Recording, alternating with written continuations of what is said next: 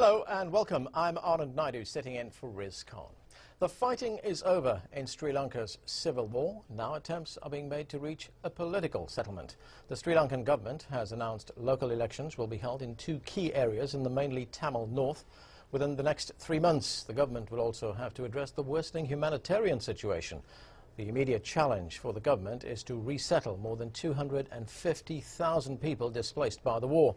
UN Secretary-General Ban Ki-moon toured refugee camps this weekend and pressed the government to allow the UN and aid agencies full access. On today's show, we take a look at the worsening humanitarian situation in Sri Lanka and the political fallout and ask, what's next for Sri Lanka's Tamil population? Remember, you can join our conversation with your questions and comments. Log on to livestation.com/AJE, enter the chat room, and then take part. We, of course, also welcome your phone calls on this show. Joining me to discuss the issue from London, Jan Jananagayam of the NGO Tamils Against Genocide, a human rights group. She's standing as an independent candidate in the upcoming European parliamentary elections. From New York, Dr. Anna Neistat, a senior researcher at Human Rights Watch. She investigates human rights violations in crisis situations. And here with me in Washington, Ambassador Devinder R. Subasinghe, Sri Lanka's former ambassador to the United States and Mexico. Welcome to all of you to the program.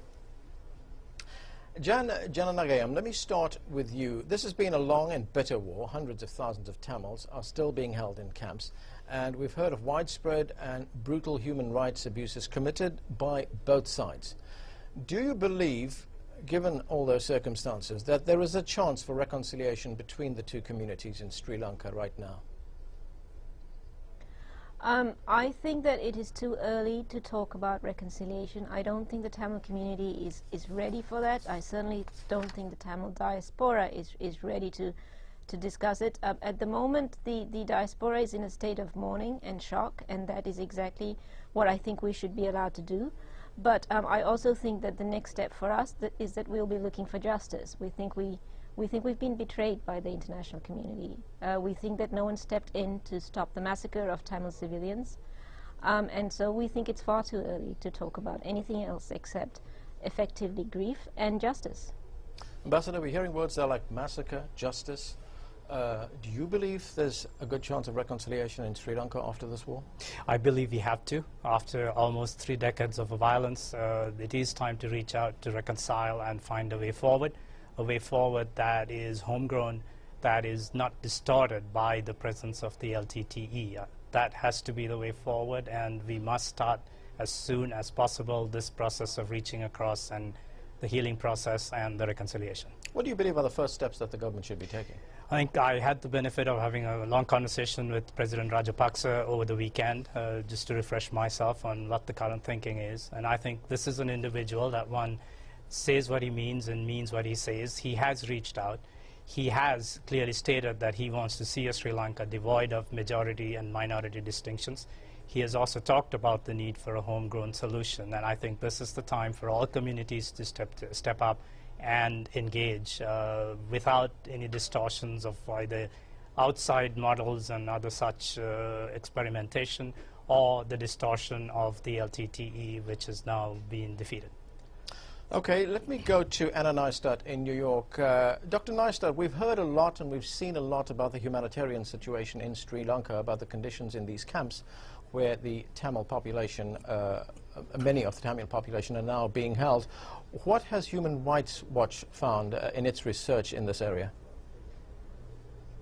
Well, I first of all would like to mention that we obviously focused our research not just on the camps, but also on what has been going on in the so-called no-fire zone, in the conflict areas. But in terms of the camps, we believe that these camps obviously have nothing to do with so-called welfare centers, the way the government calls them, that these are de facto internment camps, and this internment is indefinite so far. We did hear government assurances that everybody is supposed to be resettled by the end of the year in 6 months. There were different assurances at different times, but so far we have not seen any steps taken by the government to move any closer to this resettlement. There are no procedures for people to be processed. Some combatants are being taken out, but there are no procedures for non-combatants to be released. As you said, there are currently more than 250,000 people deprived of their freedom with no basis and for no reason. I think if I may just step in there, Anand, I think there is a process that has to be instituted. This is a huge, large number of displaced personnel. There's also the complicating factor of upward of 5,000 LTT cadres that are reported to be in these camps. I think we need to be very certain that the process of release and resettlement happens in a very orderly fashion, and I think the international community has a very key role to play in helping the government and the NGOs understand how to deal with this very unprecedented situation and to do it and get it right. I completely disagree. I completely disagree. You have said that there are upwards of 250,000 civilians, that would be women, children and elderly people, in those so-called camps or concentration camps as we call them.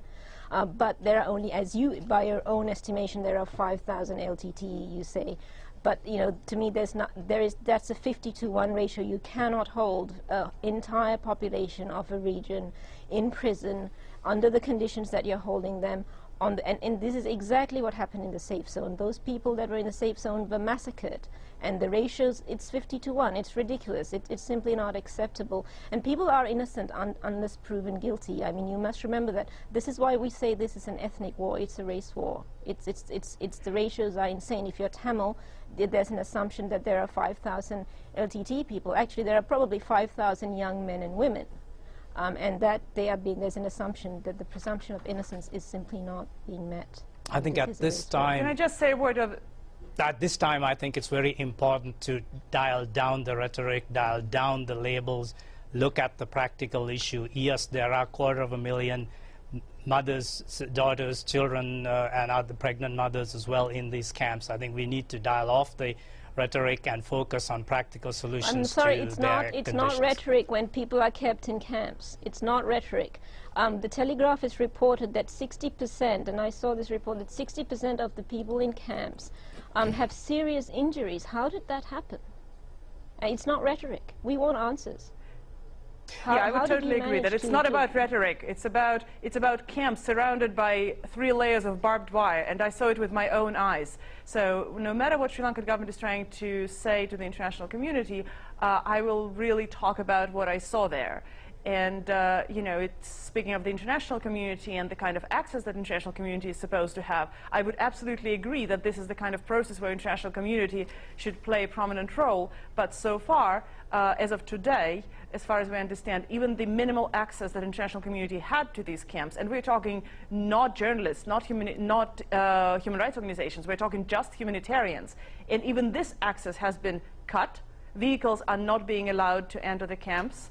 And as in response to that, some humanitarian agencies and ICRC halted its operations at least a couple of days ago. And I think what I find really fascinating is that Sri Lankan government is trying to act as if it's the first country, the first government in the world to which something like that is happening, and that there is no international practice and no international standards applicable to this situation. And having worked in dozens of conflicts, similar conflicts, I know that of course the government has the reason to keep people for a short time, screen them, but there are procedures and there are international norms that need to be followed. Okay. Keeping thousands of people behind coiled barbed wire is not the way to do it. And over time, they will be followed. Yes. Okay, Jan, I want to go to an email that we received from Rizvi Junaideen in Toronto in Canada, and he writes, the LTTE ruined innocent Tamils' lives for decades, and the Tamil diaspora added fuel to the fire with the support of the international media.